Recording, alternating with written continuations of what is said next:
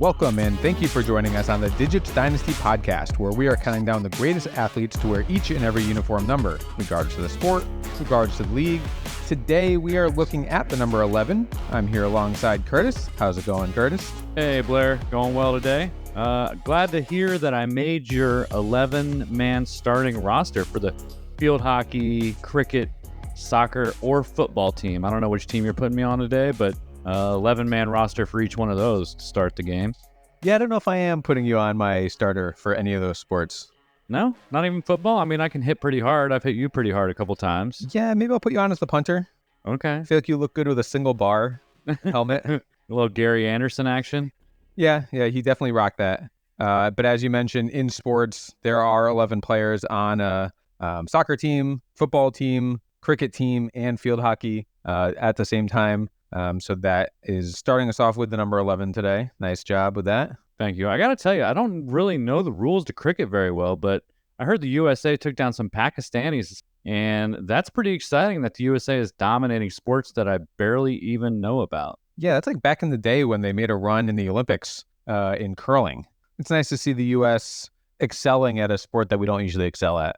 Always good to see the U.S. taking victories and dominating any sport, no matter which one it is. But cricket, second most popular sport in the entire world behind soccer, and neither one very popular here in America, but here we are at the top yet again at another sport. Which is crazy. I feel like we just find our niche and just be like, hey, we're going to take this sport that maybe the whole world doesn't care about, but we're going to be awesome at it. Exactly. We're going to dominate sports because that's what we do. Whether it's important in the grand scheme of life or not, that's what we love to do here in America. So good to see them getting the victory there, and hopefully continued success for our national cricket team. Number 11, of course, the atomic number of sodium. Pretty important number there. Gives us some salt. I do love to cook, so, a little sodium. Excellent. 11 does come from the Old English, literally meaning 10 and 1 left over. So that's how they kind of got the number 11 and how they named it, which I thought was interesting. Makes sense. Yeah, I mean, it does make sense. Those Old English folks, they did, use a lot of logic. Of course, in the game of blackjack, an ace can count as 1 or 11.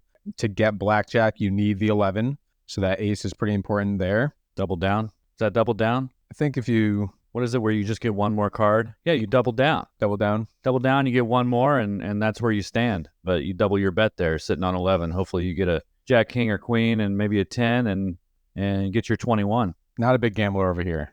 Well, me neither, but I do know the rules of blackjack, and I have heard of a double down. Well, 11 is the first even-digited palindrome. So 11, the first number you can go both ways with. Starting with 1, ending with 1. Either way, you still have 11. So you're looking in the mirror, you could just flip it right back. Yeah, absolutely. I don't know why you'd want to, but you could.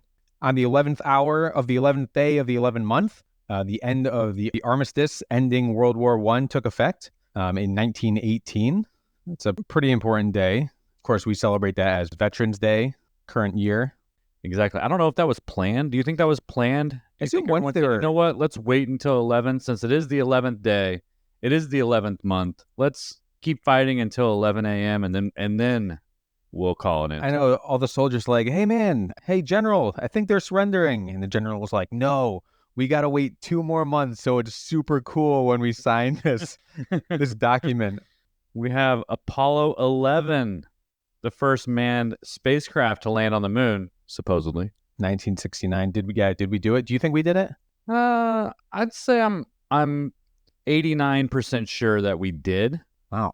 I got to tell you, why haven't we gone back? I doubt it more and more the more I hear that we can't go back because we taped over how to do it with like Seinfeld episodes or Friends or something. It's very sketchy. And we don't have explaining it. We don't have enough computing power. I think we need to go back to the TI-83. I think they said they had more computing power to get these things in a TI-83 than they had to get these things to the moon. And now we're trying to go to Mars and just skipping right past the moon, I guess. I don't know. It all seems a little fishy to me, but I'm still on the yes, we did wagon. Yeah, I think so as well. But I would say 5 or 10 years ago, I was 100% sure we did. Wow. I'm down to 89%. You're wavering. Wow. I'm wavering. I'm wavering because those conspiracy theorists on social media, they can TikTok, man. They're definitely I don't know how much research they do, but they definitely look and sound convincing. They look, some of them look not so convincing. Some of them sound even less convincing. But you see it enough times, it gets shared enough, and you're like, wait a second here. Yeah, I'm still 100% that the Earth is round. I'm still 100% that there is an outer space. But did we go to the moon? I'm not 100% on that anymore. Wow. I just feel like there was so much involved politically to beat the Russians, and there was so much more involved that we gained by saying we were first. And now to say that we can't get back because we lost the technology, we can't figure it out. Got no answers for you. Exactly. You have no answers for me. They have no answers for me. But hey, listen, aliens are here. So, and here to stay. Yes, I'm all about some aliens coming in, making some friends, figuring out how to get back to the moon. Hey, I got some tinfoil in the kitchen right now. We can go, build another spacecraft to land on the moon, because that thing was looking a little rough and a little weird that's what landed on the moon, and that's what they're using. And now we can't get back. Okay, another conversation for another day, I think. But Apollo 11, good for those boys. Speaking of Russia, did you know that it's so massive that it has 11 different time zones? 11 time zones in Russia? That's a lot of time zones. Half the world. Yeah, what's there, 24 total? I mean, I would assume that 24 hours, 24 time zones. You know what I heard the other day is that there's a city in Florida. You can be in Florida and you can be in Oregon, and they're only 1 hour apart. Yeah, because I think Pensacola is actually in the central time zone. Right. It's actually west of Chicago. My grandfather always told, that was like his stat. He would always give that fun fact of just, if you were in Pensacola, that's actually west of Chicago, which is like a crazy thing to think about. It is. But then there's the bottom southeast corner of Oregon is on mountain time. So you have which is only one from, that's pretty crazy. So you can be in Florida and you're only 1 hour behind someone in Oregon, which is on the complete other side of the country, which makes very little sense to me. Hey, we've done it this long, and I don't think it's going to change. Yeah, they're not asking us our opinion, which I think is unfortunate. I think we'd really help out in some of these situations. While we're on the time zone, can we reach out to any viewers and see if we can abolish the daylight savings time? I think they did. It's official? I think we did that last year, but it takes 2 or 3 cycles for everyone to finally understand that this is real. I think is it this fall, next fall? I don't know. My clock's changed recently and I'm not loving it. Neither is my kid. As long as the cell phone keeps changing, I'll just go by whatever. Right. My alarm's on my cell phone, so that's what time I'm going to work. If I have to keep changing it manually, like the olden days, 10 years ago, I'll have no idea what time it is. I need that cell phone. I grew up in Indiana, and we didn't have daylight savings. I thought you were going to say you didn't have clocks. Well, I did grow up a long time ago. We did, use the sun and a stake in the yard, but either way, we had no daylight savings. I think Indiana might have it now. They adopted it just because of doing business. It was better for business. It's basically get bullied because everyone else is doing it. It's the cool thing to do. Okay. And we were a little behind in the times in some things, but I got to tell you, I didn't even know daylight savings time existed until I was in my late teens, early 20s. Had to change my clock for the first time. People are like, yeah, don't forget to set your clock back. I was like, wait, what are you talking about? What the hell are you talking about?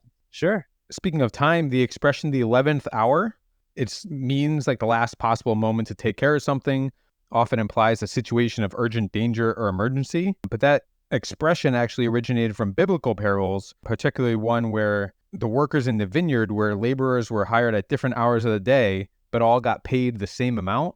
The people starting in the 11th hour actually got the same payment as those who worked all day, symbolizing grace and mercy. I think today, if anyone tried to work alongside me and make the same amount and work 7 hours less than me, I think I wouldn't be very happy. No.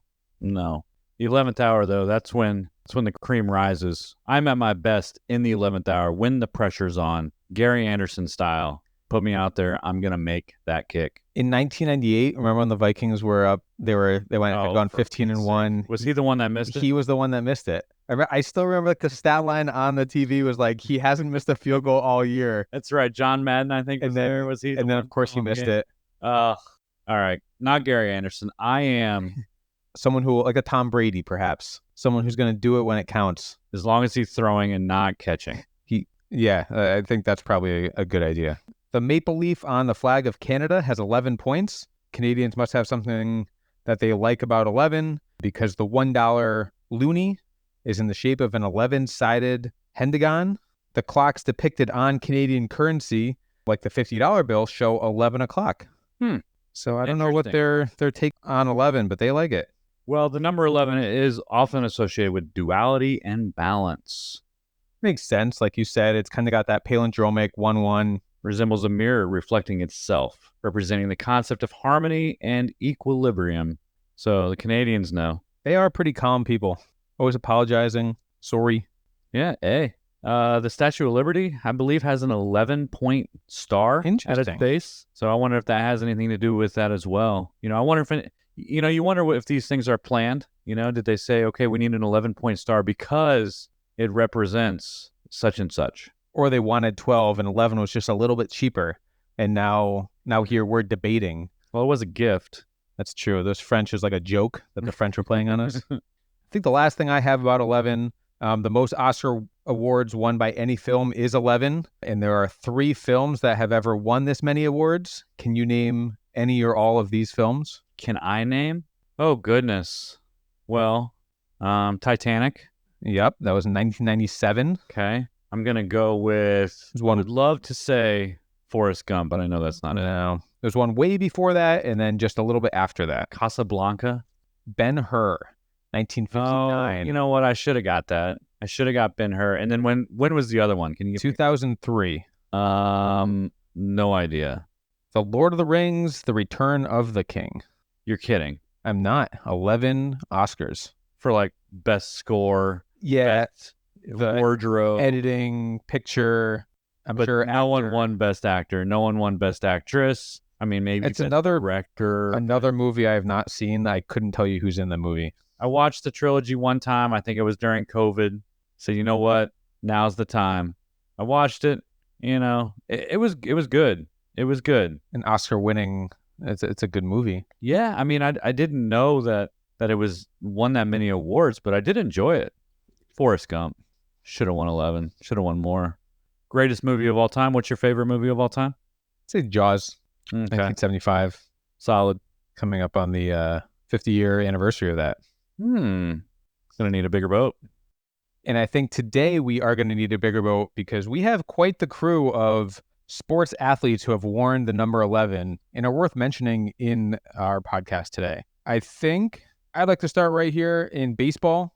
One of the better baseball guys in our generation, shortstop, number 11, Barry Larkin. Excellent. Hometown guy. Played for his Cincinnati Reds. Lived in Cincinnati. Great ball player. Great shortstop. Yeah, 17-year career. First 2 years, he was the number 15, but then did switch to the number 11 for the last 15 years. Made it to the Hall of Fame, 12-time All-Star, 9-time Silver Slugger. Did win the MVP 1 year. Won the World Series 1 year. He was really a staple on that left side of the Reds for quite a while. Yeah, part of the new wave of shortstops that could really hit, and hit for power. He didn't have some years where he didn't hit too many home runs, but was the first shortstop to have 30-30.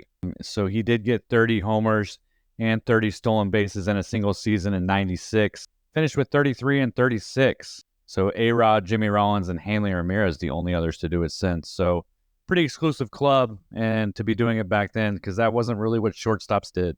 He was the 4th overall pick of 1985 draft, but he was a standout football player at the University of Michigan under Bo Schembechler. Before deciding that baseball was the route that he felt would give him the best opportunity to be successful. Obviously, the decision was a good one. Baseball gives you a little bit more stability in long-term contracts. Careers tend to be longer than football, and he made quite a bit of money over his career. Yeah, did a great job. Had 2,000 hits, so, not that exclusive 3,000 hit club, but did get to 2,000, so one of only 4 players for the Reds to ever do that. Obviously, you've got the great Pete Rose, Johnny Bench, and Joey Votto, and Dave Concepcion is the other one. Interesting. And just a fun little tidbit. On September 27th, 1998, Barry was playing shortstop. His brother, Steven Larkin, had just gotten called up. Second baseman was Brett Boone, and the third baseman was Aaron Boone. So they all played in the infield at the same time for the last game of the 98 season, making it the first time in MLB history that an infield was comprised entirely of just two pairs of brothers. That's pretty cool. Steven played in the minors for a bit. I think that might have been his only game that he played in the majors. Pretty cool that he could share the field with his brother. And of course, Brett and Aaron had pretty good careers as well. But yeah, pretty cool tidbit there for the factoid book.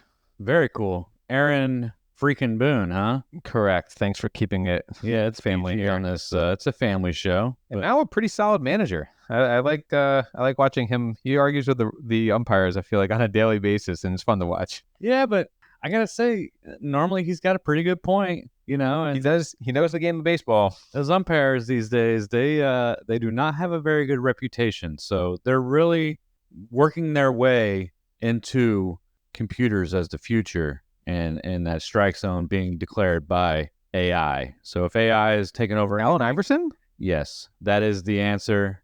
We need some artificial intelligence behind the plate. I'm sorry, it's time. I think you're right there. Another guy who spent a lot of time near the plate and not so much in the field, Edgar Martinez, who spent most of his career as a designated hitter and did, in fact, make the Hall of Fame as a DH. I think he was the first one to do that. 7-time All-Star, 5-time Silver Slugger, had just over 300 homers in his 18-year career with the Mariners. I think is basically credited with saving baseball in Seattle. I don't know if you recall, but in the ALDS in 95, that whole year the Mariners had a rough year. In August, at one point, they were 13 games down to the Angels. At the same time, the Kingdome was getting run down. They were talking about maybe do we spend money on a new stadium? We try to fix this one. But the fans were not really impressed with the recent success or lack of success for the Mariners. But they did make the ALDS. They rallied back. Then there was the Game 5 winner-take-all at the Kingdome. In the top of the 11th inning, the Yankees scored a run off reliever Randy Johnson, who we'll be, I'm sure, talking about in a podcast or two. And the Yankees were just 3 outs away from winning and moving on to the ALCS. But in the bottom of the 11th, Joey Cora got on base, moved to third on a Ken Griffey Jr. single. And then Edgar Martinez, and again has been described as the defining moment of his 18-year career, hit a double that drove in Cora. Griffey scored from first on a head-first slide, and then ended up walking off the ALDS. And soon after the game, Washington decided that they were going to fund a new ballpark, which they ultimately built Safeco Field, and now it's T-Mobile Park. I rewatched that whole 11th inning. And it's fun knowing what happened. It was still super exciting to watch. Ken Griffey Jr., like rounding third, he was a fast guy, but you could tell he was just putting like every ounce of speed that he could possibly pull into like making that. And it was a fairly close play to play coming in, trying to score from first, but it was just a fun thing to watch. Oh, very fun to watch. I was in the heyday of my baseball career, the peak of my baseball career, some might say. And I was well on my way to being a Hall of Famer one day. I wasn't. I was in Little League at that time, but really enjoyed watching that game. And I remember it like it was yesterday. Not even a Mariners fan, but a baseball fan. A baseball fan. And obviously Griffey was the man at that time. So everybody was watching. I was watching because of Griffey, but Edgar Martinez, he was so dominant behind the plate. I think it's now known as just the double. The double. Yeah. And he just opened up a restaurant, I don't know, 5 or 10 years ago in that field, in Safeco Field, called Edgar's Cantina. Interesting. Yeah. So, a legend there in Seattle, and obviously a Hall of Famer now as of 2019. Yeah, very cool. A-Rod was on deck. I wonder if he could have, he was a young Mariner back in the day, pre-steroids. What a team. What a lineup. Yeah, that's a tough 3, 4, 5 that you got to go through in the bottom of the 11th inning. And you got Randy Johnson. Was Randy Johnson on that team? Yeah, he had come in relief. I mean, that's a stacked team. The fact that they never actually won it all is a shame, because that is one of the greatest teams of all time. They won 118 games one year, right? Yeah, 2001 with Ichiro, I think. Was Ichiro on the team too? I think that was a little bit later, but yeah, they've had some good teams. Yeah, solid. We got a lot of guys to get to, but I just want to run through a couple more baseball guys. Feel free to jump in if you want to add or subtract anything to this. Ryan Zimmerman was a Washington National for his whole 16-year career. Was the first Nationals player to have his jersey retired. Retired as the franchise, both national / Expos, all-time leader in many statistical categories, including home runs, hits, RBI, games played. Great third baseman. He was a Washington staple for a while. Yu Darvish, a 5-time All-Star between Japan and the U.S. He's just shy of 200 wins. He played in Japan for a little bit before coming here. Jimmy Rollins, number 11 for 13 years with the Phillies, 1 year with the Dodgers, winner of an MVP, 3-time All-Star, 1-time World Series champion.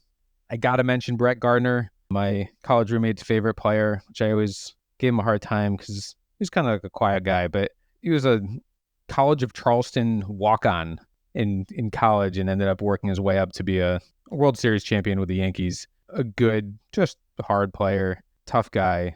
Brett Gardner is who we're talking about on this podcast today? Okay. The sentimental guy I got to mention. Yeah, college roommate. Shout out. Another Yankee.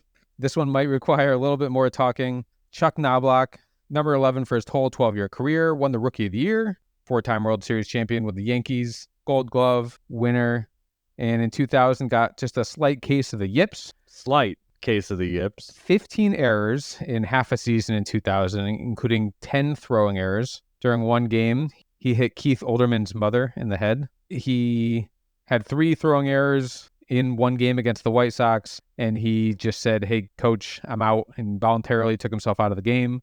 He left Yankee Stadium in his street clothes while the game was still in progress, and he never really recovered his throwing accuracy. It's a long throw to throw from second to tough. first base. Yeah, I mean, it's like what, 80 feet tops if you were like by second base proper. Tops 80 feet, but could be as short as like one of the strangest things in sports that's ever happened is suddenly someone not being able to make the throw from second to first that literally you've been making your entire life. Did they ever try to move him to third or short or I think in 2001, the next year they did put him in left field, but never made it back to second base. And then actually ultimately he was named in the Mitchell report and did admit to using HGH during his playing career. Do you think that had anything to do with him? Probably not. Throw? Maybe he was trying to use that to help him get stronger, to throw it all the way to first base. Okay. I mean, I played second and Little League, like I said. You can make that throw? I made that throw many times, and I could have shown Chuck a few things. Another guy who took some steroids, Ken Caminetti, 3-time All-Star, MVP winner. He did admit to using steroids during his 1996 MVP season and for a couple seasons after that. Struggled with cocaine throughout his life and did OD on cocaine and opiates. The first major guy that admitted to it for a guy who won the MVP, it's too bad. We've really gone down a dark, sad rabbit hole here of, the number 11, we gotta mention cocaine and yeah. So can we bring this show back to life a little bit? Well, that's all I have for baseball, but I think bringing it up, we can bring some Yao Ming, who was number 11 on the Rockets. Spent only 8 years with the Rockets and only an 8-year career. Made the All-Star every year. Did become a Hall of Famer. In 2007, Yao played against another fellow Chinese NBA guy. And this game was broadcast on 19 networks in China and was watched by over 200 million people in China alone, making it one of the most watched NBA games in history. In 2002, after he announced that he would enter the NBA draft, told an American journalist that he had been studying English for 2 years. He liked the movie Star Wars, but disliked hip-hop. He was sometimes accompanied during interviews by one of his parents, who both had basketball careers that were derailed by the 1966 Cultural Revolution. I love the story about Shaq and Yao Ming, and and these guys played against each other quite a few times. And Shaq said that he really never spoke to him because he didn't know he spoke English. One time, Shaq was giving a speech. Was it his Hall of Fame speech? I think it might have been his Hall of Fame. And he said, one time I got a shot on you on the baseline. And Yao said to him, "Nice shot. Perfect English." And Shaq says in the speech, "So I look at you and I say, you speak English?" And he said, "Well, yeah, you never asked me." So they went a couple years. I mean, Shaq, I think, said he played against him for 2 or 3 years and never even spoke to him because he had no idea that he even could. He didn't think he would understand him. So classic Shaq. I love that guy. Classic Shaq, but it also seems like a classic Yao. I feel like Yao just seemed like a fun guy. Just did his job. He obviously had the support of a whole country. Pretty solid guy. always had a very, I think he was 7'4". Oh no, he was like 7'6". They called him the beast from the Far East, the Great Wall of China. Yeah, 7'5", 7'6", something like that. 7'6". He said that he actually used that to his advantage, that people didn't know that he spoke English. So he would kind of sneak up on your huddle and they'd be like, oh, it's just Yao. And he would, I don't understand. Kind of listen in on the game plan. And so, yeah, sneaky guy, but very, very good basketball player. 7'6" is sometimes hard for those guys to get around and have a career, but he was great. Yeah, and that's probably why his career didn't last as long as others. I think he did, by the end of his 8 years, he was very injury prone, and did miss a fair amount of games due to injury. Klay Thompson, he was selected 11th overall in the 2011 draft. Number 11, selected 11th in 2011. And he actually, he picked his number. So he was number 1 in college. Growing up, he was the 11th house and the 11th street. So that's why he liked the number 11 and picked it. Man, he sounds like he should be our number 11. Hold that thought. Our next guy has some 11 associated with him. Klay is a 4-time champion. And contrary to what we said last week, I think we made a slight mistake. He is currently 6th on the career three-pointers made list, just ahead of Kyle Korver, who we talked about last week. And LeBron James is 8th, but LeBron is just 71 made threes behind Klay. So likely Klay will soon be 7th on that list. LeBron's got to be averaging at least 1 a game or close to it, right? Yeah, you're playing alongside your son. You're going to want to look good for him. Okay. But so yeah, he'll probably, if he plays 2 more years and averages half a 3 per game, he'll get there. I would say he'll probably get there. Klay, he has the regular season record for most threes in a game with 14. And he also has the NBA record for most points in a quarter with 37. In the third quarter of a game, he went 13 for 13 from the field with 9 made threes. That's a pretty crazy, like watching those highlights. That's another thing I looked at before the podcast, and he was literally on fire, just shooting from wherever, and it was going in. Can I hit you with another 11 for Klay Thompson? Hit me. Klay scored 60 points in 29 minutes. Do you know how many dribbles he had? Ooh, I want to say 11, but I feel like it's less than 11. 11. Wow. Look at that. 60 points in 29 minutes and only had 11 dribbles. It's pretty crazy. Yeah, I think that speaks to the ball movement of that team, that Warriors team. He was just camped out behind that 3-point line, ready. Yeah, I mean, you got Steph Curry too, so taking a little of the heat off, but man, what a duo. What a backcourt. I mean, that the greatest shooting backcourt of all time. Call them the Splash Brothers for nothing. Hands down. Next on our list, Kyrie Irving. This guy, he has some 11 about him. Kyrie wears 11 for quite a few reasons. His dad was a basketball player for Boston University, and he wore the number 11. Kyrie, in high school, he wore the number 11. He went to Duke. The number 11 is retired for the 2-time NCAA champion Bobby Hurley, brother of 2-time NCAA champion Dan Hurley of the UConn Huskies. So he couldn't wear the number 11, so he wore the number 1 and was the first guy to wear the number 1 for Duke under Mike Krzyzewski. In his 1 season at Duke, in the 11th game, he got injured and wasn't able to play the rest of the year. But he was drafted 1st overall in 2011 by the Cavaliers. And so he planned on wearing the number 11. But Zydrunas Ilgauskas had just gotten his number retired. So Irving, he put 1 and 1 together and got 2. Wore 2 to start his career. Eventually, he was traded to Boston, where the number 11 was one of the few unretired numbers left. So he was able to wear the number 11. Now he's wearing a number 11 in the same city where his dad played collegiately. They love him in Boston.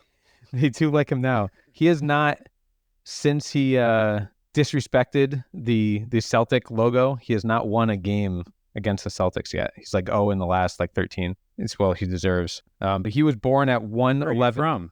I'm from New England. I won't lie about that. The Dan Hurley reference. Did you mention that? Was that me or you? I heard that. It wasn't really. But Kyrie, again, he played 11 games at Duke. He scored his 11,000th NBA point on March 11th. He's fitting the number 11, I think. He was on the Cavs team that did win the championship, helped bring Cleveland their first championship in 50 years. Did a big 3 there. Won a gold medal in 2016. Took his Mavericks to the finals most recently. So a pretty good career, and is well regarded and well respected among his peers as, one of the better ball handlers of all time. Yeah, solid point guard for sure. Just mentioned Zydrunas Ilgauskas, but he is a two-time All-Star, played for the Cavaliers. His number 11 was retired by the Cavaliers. At the time, he was the third European to be honored in this way after Drazen Petrovic and Vlade Divac. Another basketball player coming from overseas, Detlef Schrempf, number 11. Of course, he played for the Supersonics, three-time All-Star. He was two-time sixth man. I think after you win one sixth man, they'd be like, hey, maybe you're good enough to be the starting five. But no, he won two of them. But he was on Parks and Rec for a couple episodes. Solid German playing in the NBA. There were quite a few guys that wore 11 in college. So, just to name a few here, we've got Don Barksdale. Obviously, you said Bobby Hurley, Steve Nash, John Wall, Trey Young, Dee Brown, TJ Ford, Aaron Gordon, and Brooke Lopez, to name a few. And then, of course, we got to mention Isaiah Thomas, who wore number 11 in Indiana, but also with the Detroit Pistons. Quite a Hall of Fame career, 13 years with the Pistons. 12 of those years, he was an All-Star. 2 of those years, he was an NBA champion. He is the all-time leading scorer for the Pistons and is also on the NBA 75th anniversary team. Wasn't on the Dream Team in 92, though. I think it's a bunch of crap. I do. Michael Jordan had some say over there. Jordan's a little sensitive, and to leave Isaiah off the team was a crime. I feel bad for him. I really do. Of course, he was part of the Bad Boys Pistons and maybe wasn't Jordan's best friend. For Jordan to say, I'm not playing if Isaiah's on the team, that's a little petty. And it's too bad when he was one of the greatest, especially in that era. Like, he was in the top 12 players for sure. He's in his prime. And Chuck Daly's the head coach, obviously coached the Pistons as well. So that's tough for Isaiah, especially now. 30 years later, we're still talking about the Dream Team, and it's still got to sting. I mean, it still does because he still talks about it. Yeah. He still talks about it. And Jordan's a little smug with when he gets asked about it as well. So don't love that, but doesn't take away from his career. And what a name. Isaiah Lord Thomas III. What a great name. There were 2 other Isaiah Lord Thomases? Wow. Well, I guess you're right. His father and his grandfather would be my guess. Nicknamed Zeke. Zeke, yeah. I think he had 9 siblings. Wow. Yeah. Could field a couple basketball teams there. Played at Indiana when Bob Knight was recruiting him. Went to his house, and his brother was going to DePaul or something like that in Chicago. Isaiah's from Chicago, but his brother got into a shouting match with Bobby Knight during his recruiting trip to Isaiah's house. Nevertheless, Thomas's mother chose Knight in Indiana because she felt like Isaiah needed to get away. Probably some discipline. Yeah, and would like Knight's discipline. But Thomas did quickly have to adjust to Knight's disciplinary style. I do know that it was, I don't think it was the Olympics. It was like something like the Pan American Games or something, one of those one-off tournaments where they're playing, and Knight really ripped into Isaiah, and kind of just to say, listen, I don't care who you are, I don't care how good you are, but everybody kind of falls under the same umbrella here with me, and I'm not going to let you get away with that. And he set the tone with him. Isaiah went on to win that national championship with him in 81. What do you got on your paper there, 81? Yeah. That's the last one that Bobby Knight won, right? No, they won. Their last title was in 87 against Syracuse. They hit a baseline jumper to go ahead and put that game away. I got you. Not that I remember it. I was going to say, I'm a New England guy, but you're an Indiana guy, so. Actually a Purdue fan. My mother went to Purdue, but my father was a Hoosier fan, so a house divided. When the Hoosiers played the Boilers, we had to choose which room we wanted to watch the game in, because the game was on 2 TVs that night, and we were not sharing the living room. We were not one big happy family on those nights, but a lot of fun. I always remember who you'd choose. My brother was usually a Hoosiers fan. I would go in and be a Boiler fan, but the Hoosiers usually had the best of them back in those days. But those Gene Katie, Bob Knight matchups were fun to watch. And that 87 championship, when that baseline jumper went down, was a good win and a lot of fun to watch as well. The last undefeated team was Bobby Knight's 79? 76? 76? Yeah. Yeah. Another good game recently between UConn and the Boilermakers. think that was in the finals this year. I think UConn won that one. I sense sarcasm. I don't really recall the game that much. I think they were up by so much. I think it became unfun to watch. Yeah, cool. Thanks for bringing that up. But I do think it's always interesting. It always kind of happens like this, where Kentucky was going for their undefeated season and Indiana beats them on a last-second three. It feels like it's always kind of connected. It's nice when there's like the big rivalry there too with Kentucky and Indiana. Calipari was actually the one. Kentucky and Indiana used to play every year. They canceled it. He said, you know what? We're not doing this anymore. And it's like sour grapes, Calipari. Come on, man. Took something good away there, but always interesting when, a down, not that great Indiana team defeats Kentucky and keeps them from taking the most recent undefeated season. There's always those little quirky things that happen in sport. Yeah, you might be having an off year, but you always play your best against those games that I feel like mean so much. Yeah. So back to Isaiah, though. Great career. Obviously, he's got the championships. He's part of the bad boys. I think for me, he's probably the best basketball player to wear 11. But a final thing I want to mention is in the 1984 playoffs against the Knicks, Thomas scored 16 points in 94 seconds to force the game to overtime. So that's a minute and a half, put up 16 points. Took it to overtime. Unfortunately, he did foul out. Ooh. And the Knicks went on to win. But pretty cool that he was able to put up 16 points in just 94 seconds. Yeah, some of those, when people can go on runs like that, there was that Reggie Miller where he had, I don't know, 8-9 points in the last 10 seconds. There's like a Tracy McGrady who hit 8-9 points in the last 10 seconds to like push the game to overtime. But those are just cool to watch how everything just goes right for you for that short stretch. Yeah. And then the next couple of years ran up against those dominant Celtics and then finally got over the hump, won a couple, and then the Bulls get over the hump, beat the Pistons, and on it goes in the circle of life in the NBA. But Isaiah, I'm going to go ahead and say it now. He's my pick is the number 11 for basketball. Yeah, it's tough to argue with that. I think I'll tend to agree. I was going to debate Yao Ming. I think Isaiah had a better career, though Yao probably brought more to the sport of basketball as a whole, kind of bridging that gap from China. He brought 1 billion fans over with him. I think I'd be happy moving Isaiah onto that. We'll note that for later. Football, couple mainly quarterbacks, couple receivers. Phil Simms, 2-time champion, 1-time Super Bowl MVP, Walter Payton Man of the Year. Bill Walsh, coach of the Niners. He was very impressed with pre-draft that he was planning on drafting Simms in the 3rd round, preferring him to a young guy out of Notre Dame named Joe Montana. But the Giants decided to take Simms in their 1st-round pick, 7th overall, to the surprise of quite a few people. And Phil Simms, after, he's like, I don't think people knew who I was. I ended his career with 199 passing touchdowns. He's obviously more well-known to our younger listeners as a NFL broadcaster.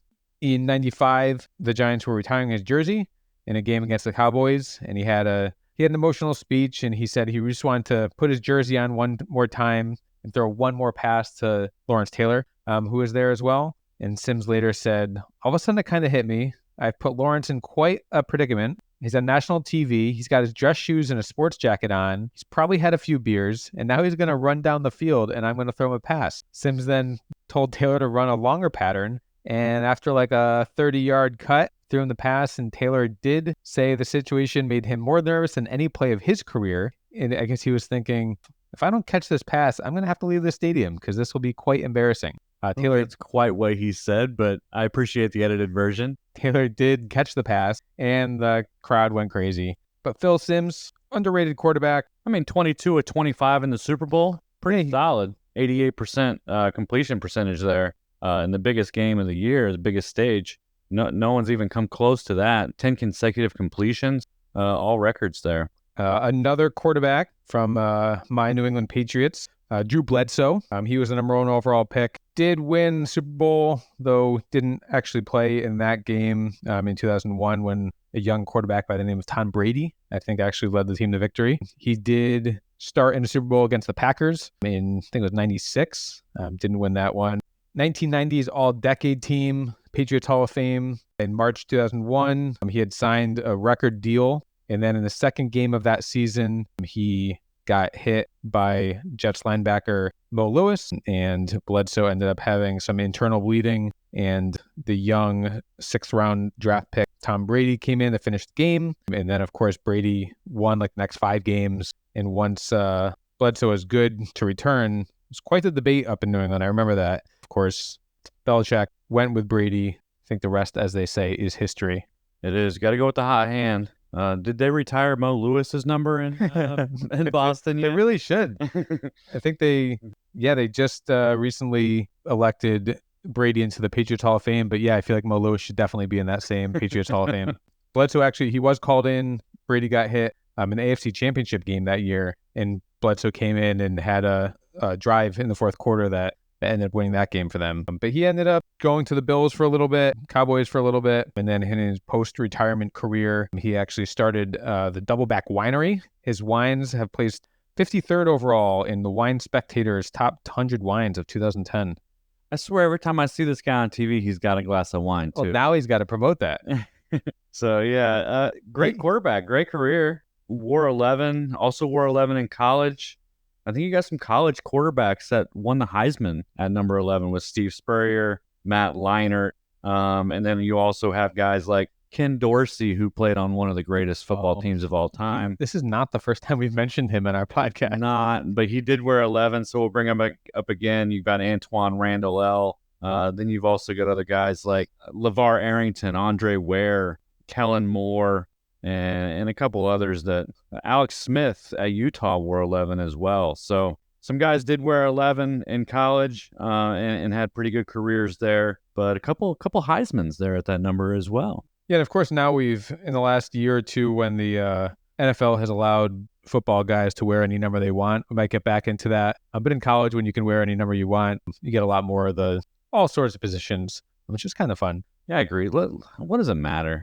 Let the center wear number 1. Like, who cares? Do you not know who these guys are? Who cares? It's like, oh, he's 50. He's a linebacker. Just let him be whatever he wants. Another New England Patriot who's worn the number 11, future Hall of Famer Julian Edelman.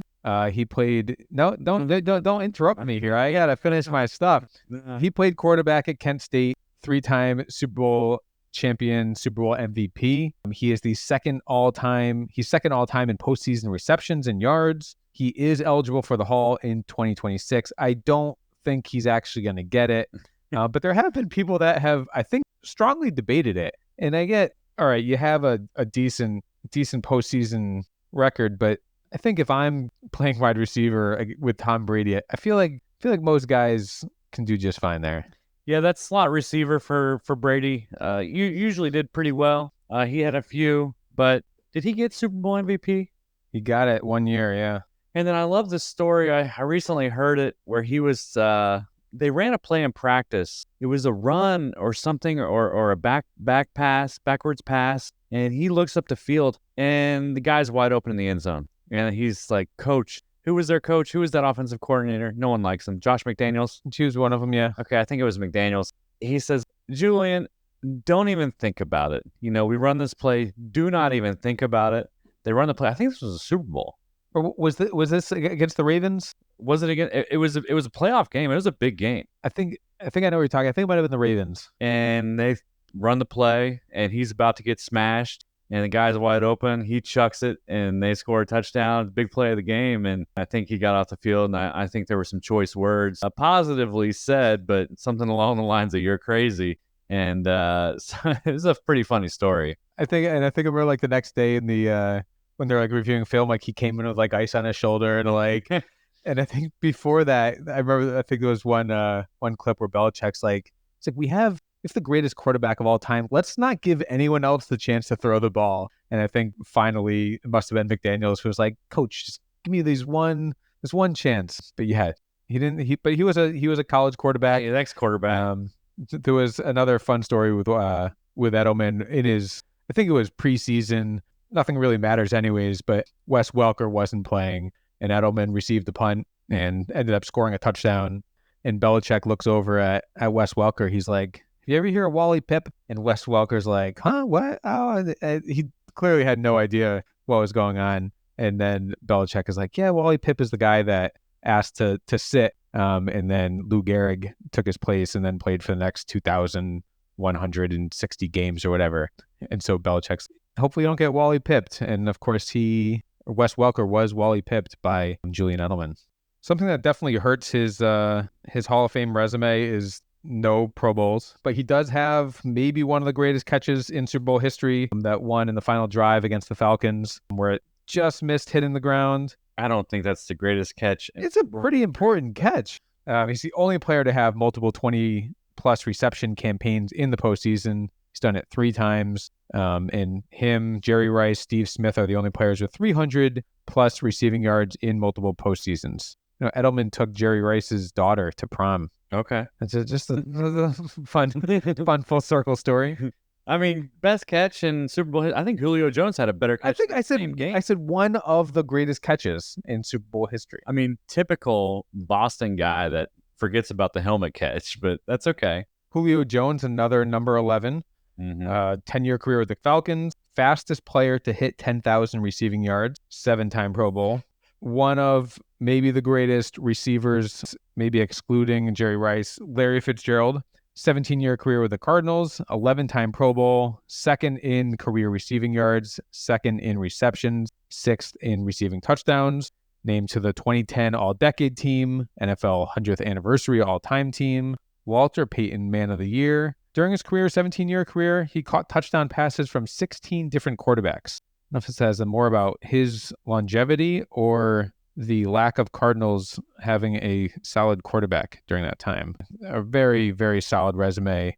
His dad was a sports writer for the Minnesota Spokesman Recorder, and when he covered Super Bowl 53, he was believed to be the first reporter to cover his own son in a Super Bowl.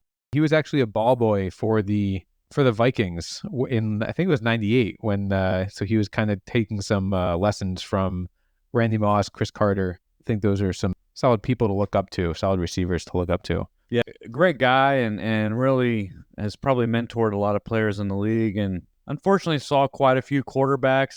Never made the headlines in a negative way. So you really got to respect the way he played the game, not only athletically but also mentally. Yeah, I mean, the Walter Payton Man of the Year, which I think a lot of guys really, those who have won that, say that's one of the crowning achievements of their career.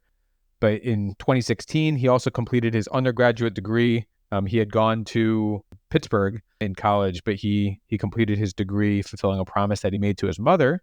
He is an avid traveler, has visited nearly 100 countries. That's quite the traveler. Well, he's got a couple dollars and he does have to get around. But went to Pitt. That's kind of funny because they lost that Super Bowl to Pittsburgh in dramatic fashion. I thought they had that Super Bowl. Yeah, and I bet some of his family was probably torn. I'm guessing if is he from Pittsburgh? He's from Minnesota. Oh. So he's probably a Vikings fan. Yes, you said that. But still, went to Pitt, lost to Pitt. That's tough. Wish he would have got that one. Would have been nice for him to get one. I feel like he earned that. Him and Julio both. Really amazing players, but also quiet guys that just went about their business. I think my last football guy and more of a sentimental guy, Scott Norwood. Wide right indeed. In 91, Sports Illustrated had this one year compilation video. It's called The Year in Sports 1991. My brother and I would watch that, just probably had it memorized by the end of it. But that was the opening clip is leading up to the Giants Bills Super Bowl. And of course, he missed the 47-yard field goal with 8 seconds left in the game, which gave the Giants their second Super Bowl victory. Jeff Hostetler with Bill Belichick as the defensive coordinator and Bill Parcells as the head coach. And that started the string of the Bills making 4 consecutive Super Bowls and not winning any of them. Al Michaels, he was the commentator and made that wide right call. And they said later video analysis revealed the holder mistakenly aligned the laces to the right, positioning the kicked ball to fade right once in the air. Laces out. Dan. 47 yards, that's not a chip shot. It's not like with the pressure of the Super Bowl. Right. And I mean, these kickers nowadays are, Justin Tucker's hitting them from 65 yards. This is a different time. What year did you say this was? 91. 91 from 47 yards out. And he did have the single bar, though. He was So his vision was not impaired. It wasn't impaired. It was a dark night, though, I think. We'll give that to him, maybe. It was a dark night. We are talking 91, but they still had lights. That's not a chip shot under pressure, and it's too bad. You never want to go down in infamy in that way. Not as the kicker, or you become a Vinatieri, and he is praised in New England and Indianapolis for making those kicks in the 11th hour. And yeah, that's you sit on the bench the whole game, and you got to come out and win the game with all the pressure on you. That's why, do we just eliminate kicking? Should it come down to the guy that doesn't really play? Should he be the one that decides the game? Can we just have touchdowns only? Can we take the field goals? Can we take the uprights down? Or just do a 2-point every time? We don't have to kick field goals. I know that this is probably a conversation for a different podcast, but poor Scott Norwood, he shouldn't have even been in there. Let's just score touchdowns and go for 2. I said my piece. And they did sign another kicker over the offseason of 91. Are you kidding? But he did remain with the Bills, and they returned to the Super Bowl, obviously. And he was perfect throughout the postseason, including a 44-yard field goal that served as the decisive margin in an AFC championship game against the Broncos. But obviously they did not win that next game in the Super Bowl, but not because of Scott Norwood. He did become an insurance salesman after he retired. Classic. And moved back to Buffalo as a real estate agent. So does anyone remember the 44-yarder to win the AFC championship? Wide right. I don't think they do. Nobody remembers. They remember the wide right. Poor guy. Buy some real estate from Scotty boy. So who you got for your 11 in football? Or do you have anybody else you wanted to mention? If no one else for football, I got to give it to Larry Fitzgerald. I agree. I think he's got the resume. He's got the NFL resume, but again, the outside of football resume where you've never heard a bad thing about him. He seems just like a great person. He's going to be our NFL guy moving to the next step. Okay, so we've got, who did we say? We said Edgar Martinez. We've got... I don't know if we picked a baseball. I think for me, it's between Edgar Martinez and Barry Larkin. I think that's a 1-1-1A situation. And Ken Caminetti. Okay. Or Brett Gardner, is he in there at all? What? All right. We said his name twice now? Okay. So then we've got Isaiah Thomas, and now we have Larry Fitzgerald. This is a heavy... I don't know that Barry Larkin or Edgar Martinez would trump either Isaiah Thomas or Larry Fitzgerald. So I don't know that we need a baseball guy there are a couple other sports that we still have to talk about. And you were jumping the gun. We're missing at least one other guy that should definitely be mentioned as maybe the best 11 of all time. Is this a hockey guy that played in 25 NHL seasons? 6-time Stanley Cup champion. Over 4 decades? Or are we talking about someone else? Only 11 games shy of Gordie Howe's record for most games played. That's actually third. There's actually someone beat Gordie Howe's record. So Gordie Howe is actually second. Who's the number one? Some guy that played recently. I was looking up that stat and I was like, who is this guy? I think we're talking about Mark Messier. We're talking about Mark Messier. One of NHL's 100 greatest players. You mentioned the 6 Stanley Cups, but he was the first to captain 2 different teams to a Stanley Cup championship. Was he captain on Edmonton over Gretzky? Or were they both captains? I said 2. That's it. What do you want from me? Yeah, Edmonton and the Rangers. He captained both of those guys. So do they get more than one captain on the team? Or is there just one? I'm just curious why Gretzky wasn't the captain. Was he too young? Could have been that, but if you're the greatest of all time, maybe Messier is also no slouch. No, but he's not the great one. Those guys played together for a little while. They weren't ever on the same line, but they would play the power play together. So you've got Mark Messier and Wayne Gretzky, and you're short-handed. Good luck. Good luck. Yeah, that would not be a situation I want to find myself in. I think you only have one captain per team. I believe Gretzky was the captain for the first from 83 to 86, 87. And then Messier took over after that as captain. Okay. He is second all-time for most points scored. He has 694 goals and 1,887 points total. Well, just don't ask the Vancouver Canucks how they feel about him because it's not very good. Not a good. Not Yeah, a I good, think he was there. 36 or 37, signed with the Canucks. They were hoping to get the same Mark Messier that Of years past. but unfortunately they did not. And I think he actually has sued them since, trying to get some more money out of Wow. something about how if the Canucks franchise had, now Supported it's him. worth more money, Oh, then now he's owed more money. But they didn't even make the playoffs with him on the team, so not exactly what they were looking for with that signing. But outside of that, pretty good career. But yeah, and it's tough to put all your eggs into a 37-year-old basket. especially in hockey. The Rangers did retire his number 11. Did the Oilers? Yes, the Oilers also did as well. He was the last active player to have played in the 1970s. Quite a few lists out there, but he's widely regarded as one of the top 10 or so players in the NHL of all time. So not much of a discussion as who the top number 11 is there in the NHL. I think I don't think there's much debate there. So then we have, we'll round out our list here, but I think NASCAR should be mentioned. We've had some really great number 11s. Denny Hamlin, obviously the Daytona 500 winner, I believe, has also won the overall championship. Carl Yarbrough, Darrell Waltrip, Terry Labonte, Bill Elliott, all classic, legendary NASCAR drivers. And then, of course, we're going to say Brett Bodine, who also had over 250 races as number 11. But Denny Hamlin, 54 wins, over 600 races, over 200 top fives, led almost 15,000 laps. Cale Yarborough led over 20,000 laps with 55 wins. So a couple legends there in their sport, and worth mentioning. And I'm not a NASCAR guy, admittedly, and I know you are. How often are these guys switching numbers in NASCAR? Not very often. It depends on if they switch teams, but once you get a number, that's pretty much your number. Do they take that from team to team? Are they able to do that, or does one team own the number 11, for example? Yeah, there's the car owner, and they own the car, they own the number. Gotcha. So, occasionally you'll see somebody switch a team and switch a car number. I would say it probably happens more frequently today, but still does not happen very frequently at all. Any other players, people that wore the number 11 that you that before we move on? No.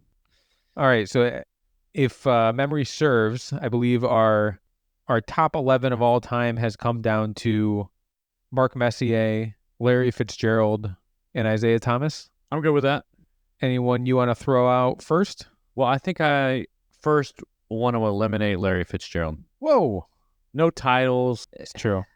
Just, great player, great 11, great football player. But I think when I'm looking at who's the best, I think it's got to come down to Mark Messier and Isaiah Thomas. Yeah, you're a big one on, and I think I don't put as much weight, but I know it needs weight, is the championships. Messier having 6, Isaiah having 2. Definitely kind of bumps out an amazing career of 0 that Fitzgerald had. We'll give Isaiah 2 NBA titles, but also won a national championship in college, which... That's true. He wore the number 11 on the Hoosiers? Yes. So, we'll give him 3 titles there. We'll give Messier 6. These guys also led their team to the titles. They weren't just role players. They were the ones that were leading the team, especially as a point guard. We'll say Isaiah led that team. Now, Messier... Yeah, he played with some great players there in Edmonton. To be on the same team as Gretzky, that's a factor. I think titles do matter, but they're not everything. But I think when we're talking about the best player to ever wear it, I just don't think Larry Fitzgerald is on the same level as Isaiah Thomas and Mark Messier. I think I can agree with that. Who you got? Who you like? I came into this podcast with a Larry Fitzgerald. Oh, so really? He was my number 1. We never agree. We really haven't, and it makes these podcasts go a little bit longer than they should. I can't wait till we get to a number that we can just be like, oh yeah, 99. I think we're gonna go with Wayne Gretzky on this one. But I feel like if we do that, you're gonna be like, whoa, what about JJ Watt? And I'm gonna be like, whoa, we don't have to. I think eventually we'll come to a quick consensus, or when we're on some random number in the 60s. Yeah, so my vote was going to be a Larry Fitzgerald. So I have to have to reassess here. I feel like you're going to be leaning more towards your Indiana guy. Admittedly, again, I am I'm not a hockey guy either, but I can respect someone who's the second most points scored, played for 25 seasons in the NHL, which is not an easy sport to be playing that long. It's not baseball, which isn't like, there's just a ton of contact there. And to put your body through that, the third most games played in history, which is only 20 or so behind the number one guy. It's going to be a tough little battle here between him and Isaiah Thomas. I got to tell you, I was coming in thinking Isaiah, and I was thinking about it today. I was like, this is Isaiah Thomas all day long. But the more I look at these Messier stats and his impact that he had on the game, he's a probably top 3 player of all time, at least top 5. And I don't know if I can say the same about Isaiah Thomas in basketball. He didn't even make the dream team. So but I think I'm leaning towards Mark Messier. And the weird thing, I feel like that it's weird to, being a non-hockey guy, to win 6 Stanley Cups. The record in football is Brady with 7. And yeah, basketball, there's in the 60s, Bill Russell won 11 championships, and Jordan has 6, and he's widely considered the greatest basketball player. To some debate, I understand. You don't have to jump in here, but that's 6, and here he has 6, and we're like, oh, let's not forget about Mark Messier. People don't forget about Mark Messier, who know hockey. 2 different teams too. Yeah, that is impressive. The captain, and again, like you said, like not just being on the team, but to be the head of the team. Yeah, it's not like he won that 6th one. He was kind of like, end of his career, at the end of the bench. Yeah, he was like, he's gonna find his team to just get him to the end there. Are we we're gonna go with Mark Messier here? I'm good with that. I'll talk about the Messiah, Larry Fitzgerald, if you want, but no, I like to throw my vote down on Mark Messier. I like putting up the they call it a sweater. A sweater. We'll raise the 11th sweater. Are we doing a Rangers or are we doing an Oilers? I think it's got to be 5 of the Stanley Cups were with the Oilers. I think we got to go with Edmonton. He played 12 years with the Oilers, 10 years with the Rangers. He did have a couple years with the Canucks that you mentioned. Goals scored, he had many more goals with the Oilers over the Rangers. And again, the 5 Stanley Cups with the Oilers, I think we should put an 11 Oilers sweater. Let's do it. Along the likes of Dale Earnhardt, Gale Sayers, and Rod Woodson. I think that 11 Edmonton jersey looked pretty good there. I like it. I have a feeling it's not going to be the last Edmonton jersey we hang up, but I like the 4 we have up so far. Yeah, and I know we're trying to be as open to all sports as possible, trying to be as objective as possible. I didn't think we'd have 4 different sports up on the wall right now. I didn't think so either. I didn't think we'd have 3 sports represented this early into our 4 jerseys so far. Yeah, when I think of iconic numbers, I usually think about baseball. Yeah. It's been around for so long. So to think that we don't even have a baseball player up there. Now, are we still getting lettering stuff about not having that Yankees jersey number 3 up there, which, people aren't wrong, but can we wallpaper behind Dale Earnhardt with some pinstripes? So, but to not have a baseball jersey up there yet, and to have some really, really iconic players already, and we haven't even gotten into the really juicy numbers yet. I think 11 today was, one of the best numbers we've had so far, and was exciting to do a deep dive into number 11. Yeah, it really is. It's cool to get the wide variety of all these different sports, and for us to try to figure out some way to narrow it down to one. It's a fun process. Should we look into next week, see what we got going? Let's do it.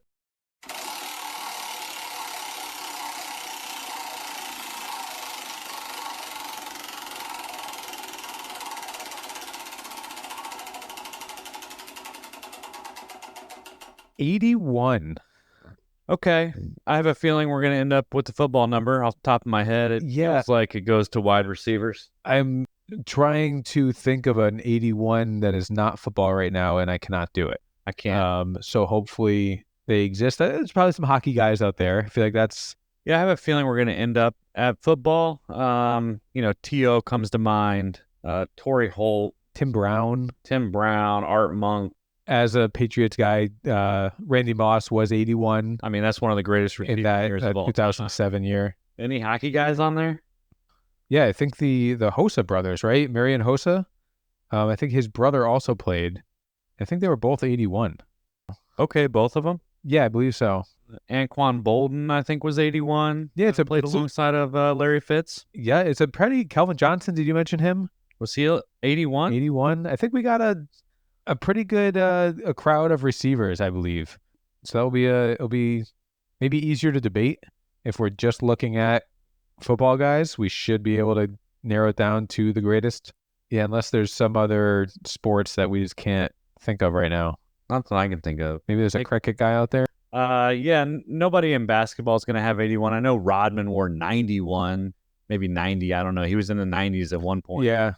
When he was dating Carmen Electra. But we're not going to find too many basketball guys. Not going to find too many baseball guys. No. We could look into NASCAR again, but nothing comes to mind.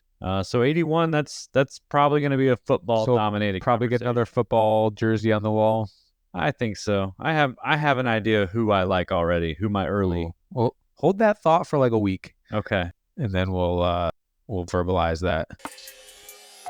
There we have the greatest number 11 of all time in our books, Mark Messier. Write us, let us know if you agree, disagree, if there were any players that we missed. Our email address is digitsdynastypodcast@gmail.com. Next week, we will take a look at the number 81. If there are any players that are not to be left off the list, any stories that need to be told about players who wore the number 81, the email address again is digitsdynastypodcast@gmail.com.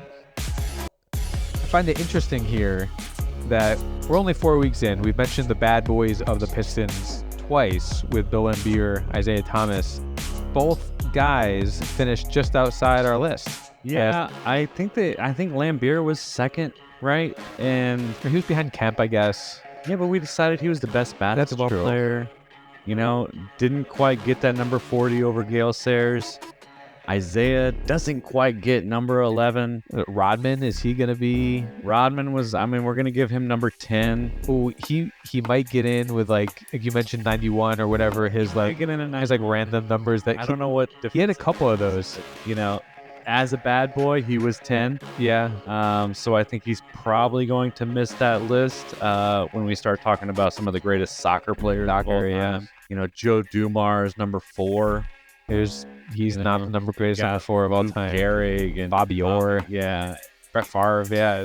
He's not winning that one. So those bad boys. So maybe it pays to be good. Kids should stay in school. Be nice to your friends. Be nice on the field and off it. Don't be a bad boy. They never win out, right?